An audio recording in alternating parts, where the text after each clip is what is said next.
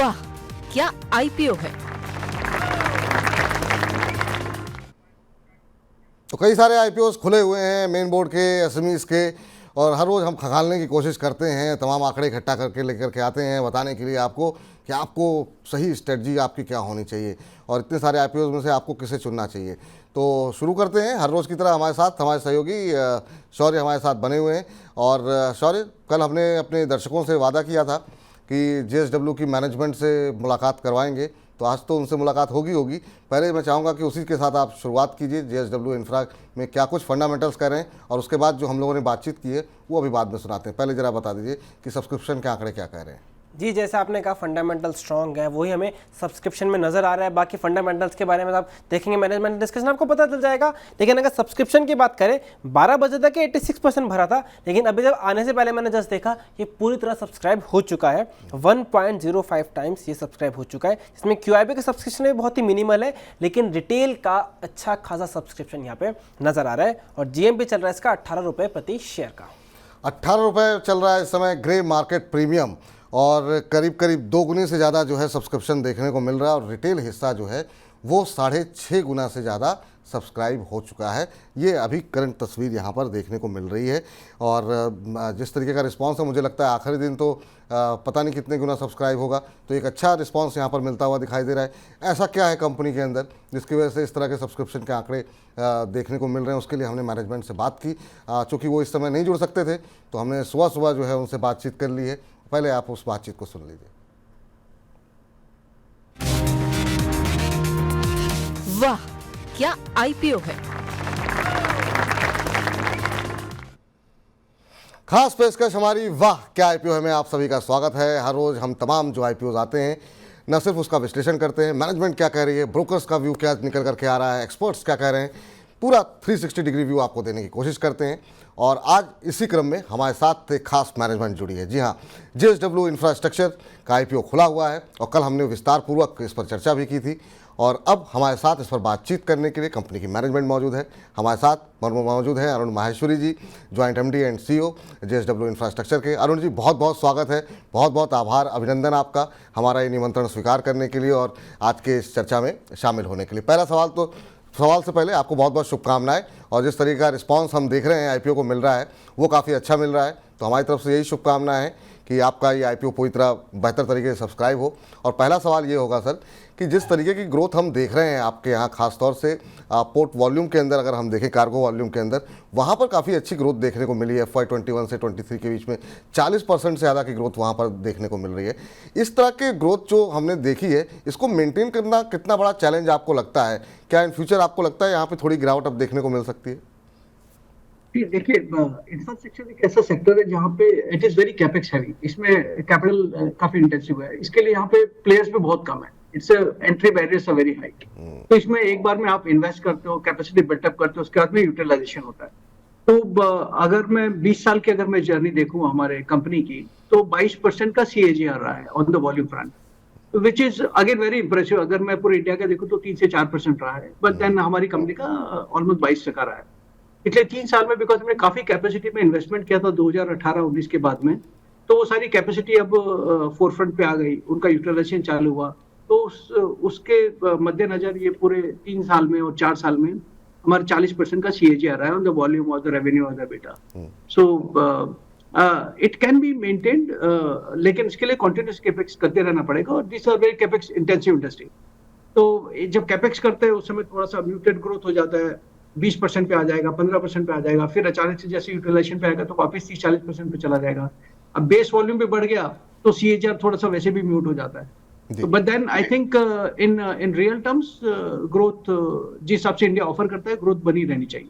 अच्छा, हमारे सहयोगी शौर्य भी आपसे कुछ पूछना चाह रहे हैं। शौर्य सर, जैसे आप कैपेक्स की बात कर रहे हैं, आपका साइज बढ़ गया है, आपने एक पोर्ट से स्टार्ट करा था, 9 पोर्ट्स हैं, लेकिन कैपेसिटी यूटिलाइजेशन बढ़ता जा रहा है, वो 60% के करीब है 9 पोर्ट्स होने के बावजूद। तो क्या आपको हम देखें कि 1-2 साल में और एक्सपेंशन की उम्मीद है क्या आगे 1-2 साल में और पोर्ट्स आने की?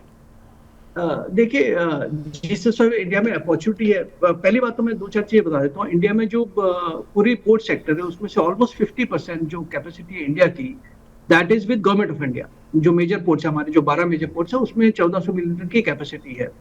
वो गवर्नमेंट ने भी वेरी क्लियर कर दिया है कि अब वो लोग प्राइवेट प्लेयर हमारे जैसे लोगों को इनवाइट करते हैं कि उनके जो टर्मिनल्स उनको मैकेनाइज कर दें, मॉडर्नाइज कर दें, उसमें निवेश करें, उसको अपग्रेड कर दें। क्योंकि सरकार ने अपना काम पिछले 6-7 दशकों में किया है। उन्होंने उस तरह के पोर्ट बना दिए, इकोसिस्टम बना दिया, कस्टमर्स को पूरा वहाँ पे पूरा एक मतलब उनका पूरा इकोसिस्टम बना हुआ है कस्टमर्स का। अब सरकार बोलती है भाई प्राइवेट प्लेयर आए, उसमें निवेश करें, बिकॉज इंडिया ग्रो कर रहा है। सरकार कब तक इस काम में रहेगी? तो they want to be a landlord model.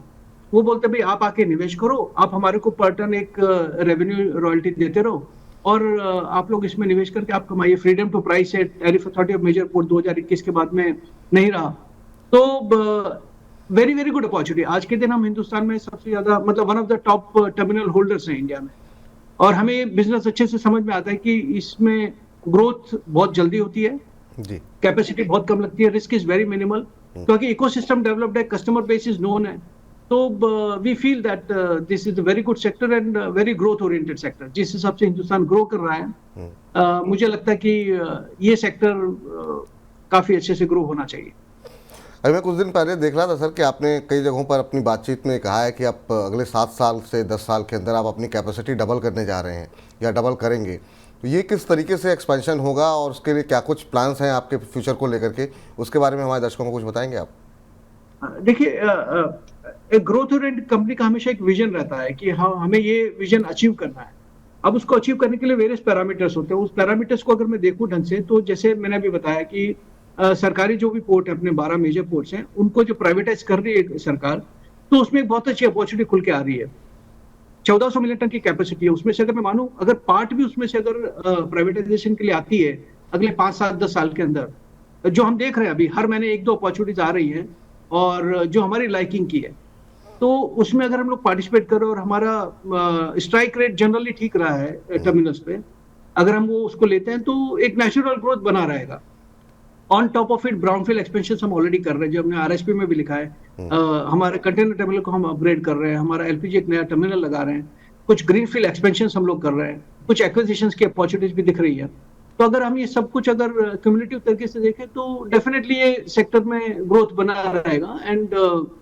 And we have today we have a balance sheet, we have attitude, हमारे पास में इंटेंशन है, एटीट्यूड है और पैशन है इस बिजनेस को ग्रो करने के लिए।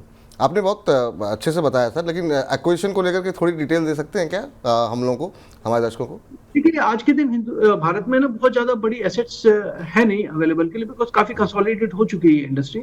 बट स्टिल कुछ लोगों ने आधा काम किया, छोड़ दिया, कैपेक्स हैवी है तो कैपेक्स करने की अब उम्मीद नहीं है उनको, या फिर उनको लगता है कि ये सेक्टर में जब तक आप पैन इंडिया प्रेजेंट नहीं हो तब तक इसमें बहुत ज्यादा you can not leverage your sector. तो उस चक्कर में कुछ लोग दे आर कंटेम्पलेटिंग कि क्या किया जाए। तो हो सकता है आने वाले दिनों में कुछ अपॉर्चुनिटीज ऐसी आ जाए जिसको हम लोग एनकैश कर सकें, बिकॉज एज आई सेड, मैंने जो अभी बताया है कि उसके लिए हैवी कैपेक्स की जरूरत होती है और हम लोग टुडे वी आर केपेबल, हम लोग सक्षम है उसको करने में। ठीक, सॉरी ये सर, चले अगर आपका रेवेन्यू मिक्स की बात करें तो आपका वही मेजर रेवेन्यू जो है वो आपके third related party company JSW group की कंपनी से आता है। लेकिन रिसेंट टाइम में हमने देखा है जो आपके थर्ड पार्टी ग्रुप है उसके लिए आपने काफी तेजी से अपने आपको एक्सपेंड कर रहे हैं। अब आपको जो पोर्ट्स है वो ऐसे स्ट्रेटेजिकली लोकेटेड है कि वो थर्ड रिलेटेड पार्टी कंपनीज को फायदा दें, लेकिन जैसे आपका एक्सपेंड कर रहे हैं तो फिर आगे आपका फोकस किस पे ज्यादा रहेगा मिक्स में, मतलब थर्ड पार्टी कंपनीज या फिर रिलेटेड पार्टी कंपनीज? और दूसरा क्वेश्चन ये है कि जैसे अगर आपके पोर्ट्स अगर जेएसडब्ल्यू ग्रुप के अकॉर्डिंग सिचुएटेड है तो अगर थर्ड पार्टी कंपनीज पर अगर फोकस करेंगे तो क्या उससे ट्रांसपोर्टेशन कॉस्ट पर असर पड़ेगा?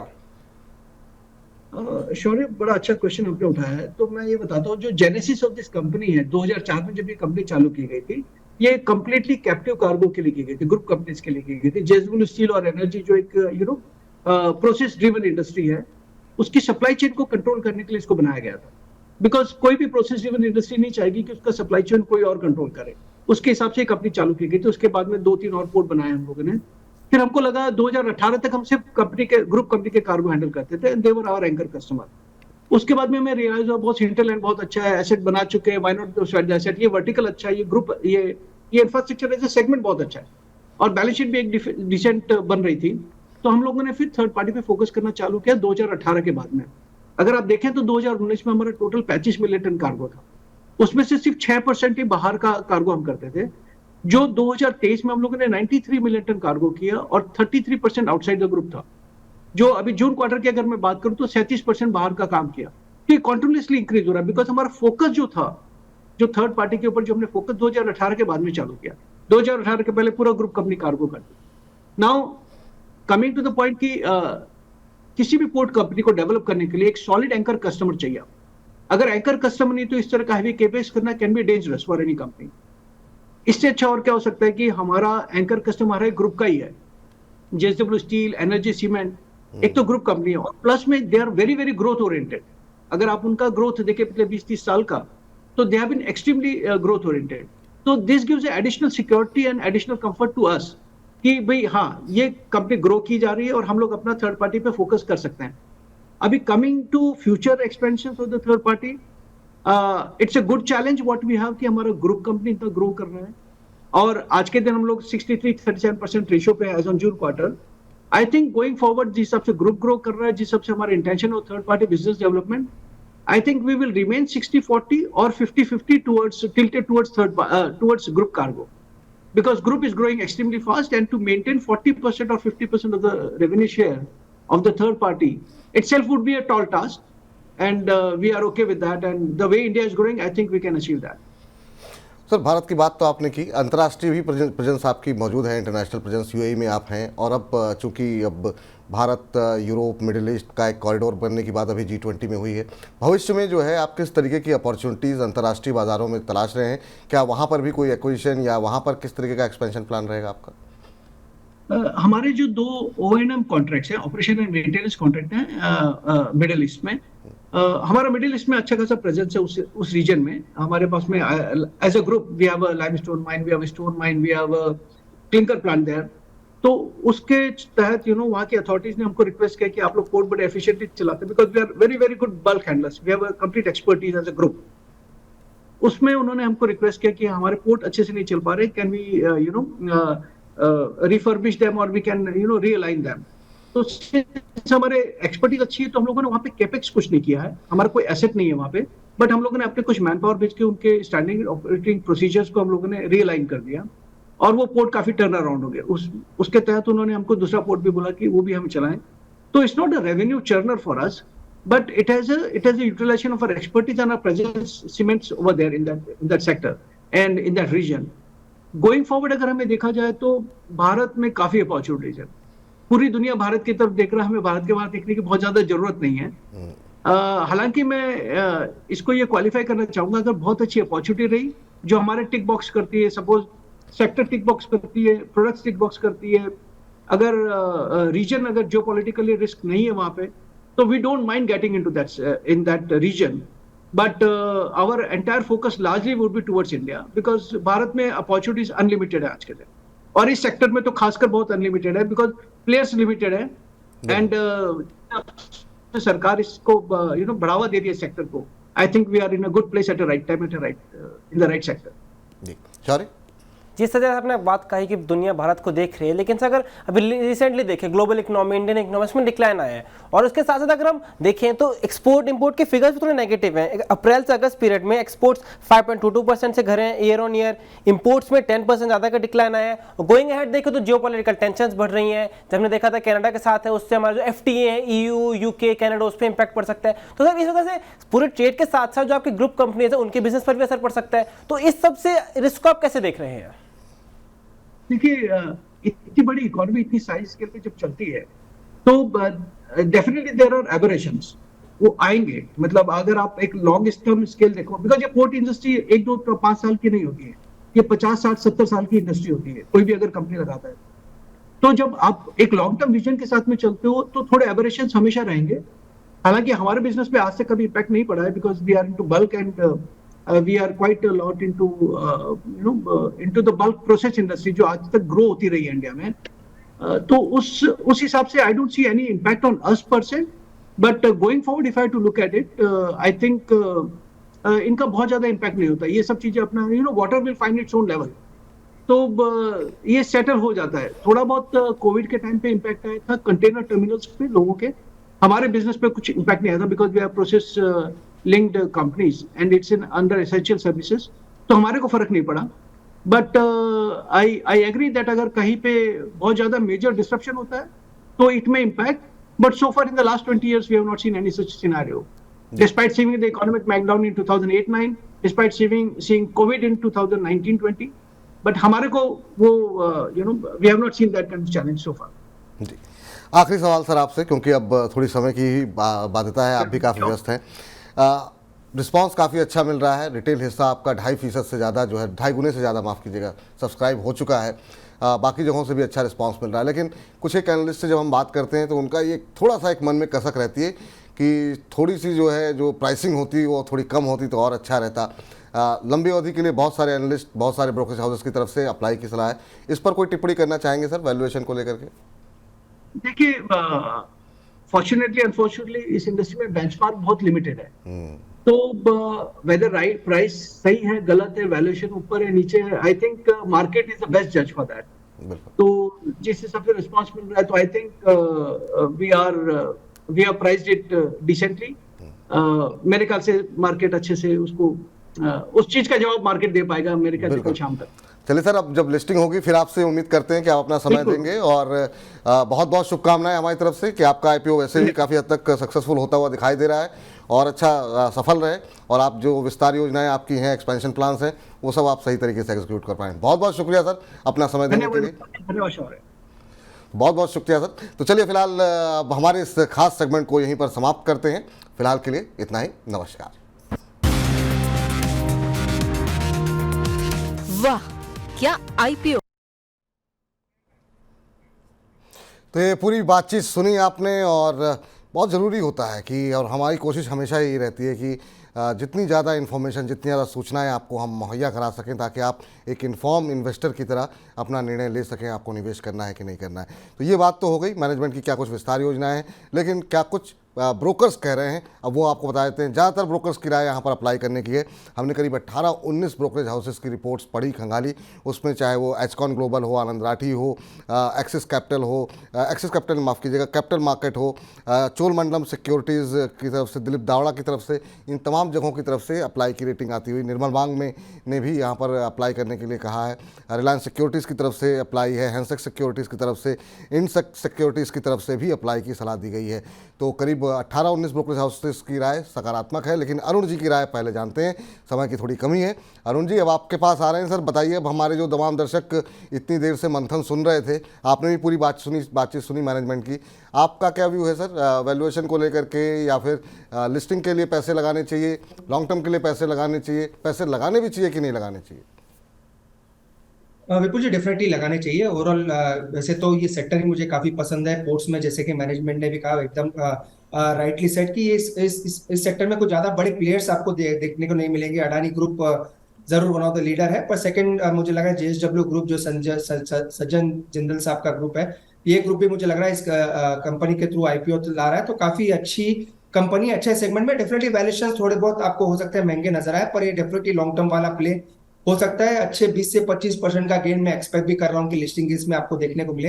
और डेफिनेटली निवेश करना चाहिए। अगर आप एसएमई प्लेटफॉर्म में रिस्क लेके निवेश करते हैं तो ऐसी कंपनी पे तो जरूर करें जहाँ पे एक बड़ा ग्रुप बैक कर रहा है किसी भी कंपनी को, जो कि ऐसे सेगमेंट में है जो कंप्लीटली कनेक्टिविटी बिजनेस में, और कनेक्टिविटी इंडिया में अभी और भी बढ़नी काफी बाकी है। तो मुझे लग रहा है ये काफी अच्छे कार्गो मैनेजमेंट वगैरह के बिजनेस में है, तो डेफिनेटली निवेश करें। मुझे लग रहा है 20 से 25% का गेन एटलीस्ट लिस्टिंग के दिन देखने को मिलना चाहिए।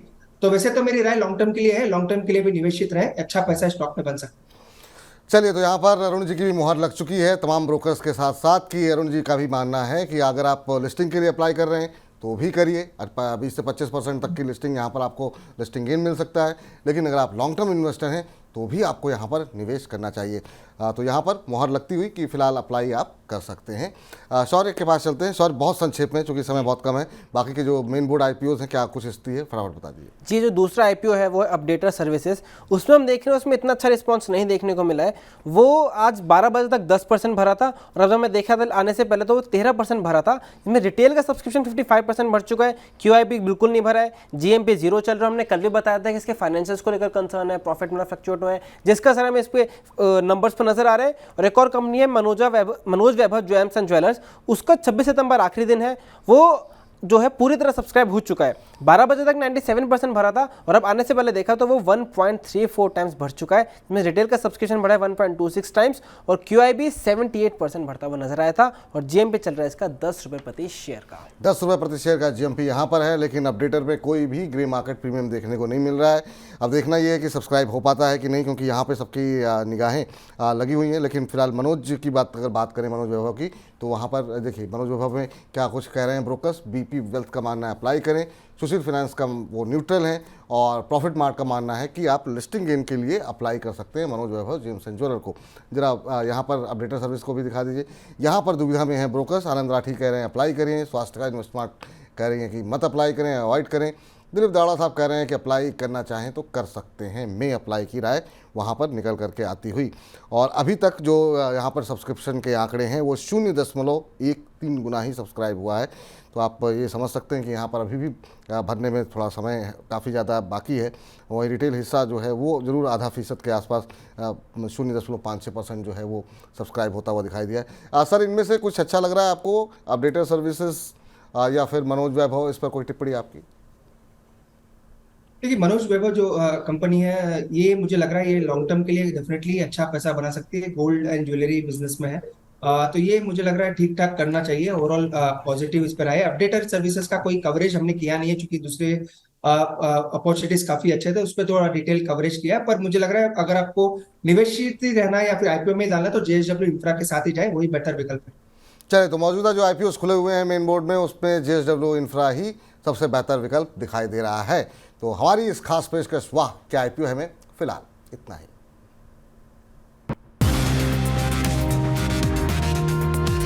वाह क्या IPO है।